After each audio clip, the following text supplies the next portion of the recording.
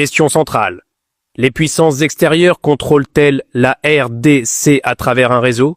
Réponse: oui. Pas par force militaire directe, mais par stratégie et influence. Premier point, le néocolonialisme des puissances extérieures.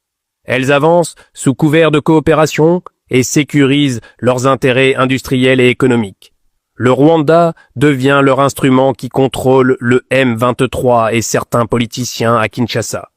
Deuxième point, le Rwanda agit comme déstabilisateur, contrôle les flux de minerais vers la Chine et soutient indirectement les intérêts des puissances extérieures.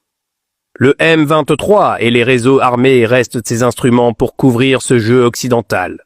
Troisième point, l'influence politique locale.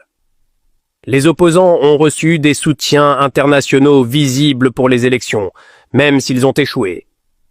C'est une dette que les puissances extérieures considèrent comme jouable à récupérer si ces opposants arrivent au poste.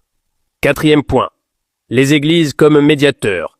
La SENCO et l'ECC ont joué un rôle clé en 2018, avec smartphones, argent et logistique venant des puissances montagnardes extérieures.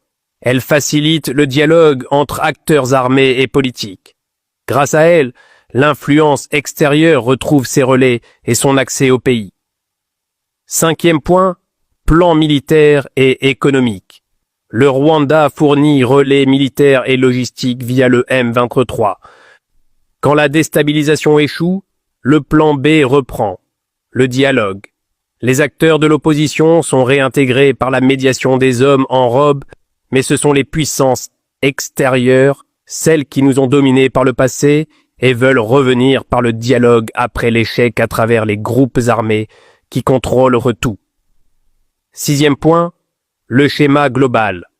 RDC égale propriétaire légitime des ressources, Rwanda égale déstabilisateur et exportateur, M23 égale instrument militaire, SENCO et ECC égale médiateur et facilitateur, puissance extérieure égale stratège et financeur. Schéma coordonné, clair pour les analystes, invisible pour le grand public. Conclusion. La seule issue. La RDC doit garder le contrôle du dialogue.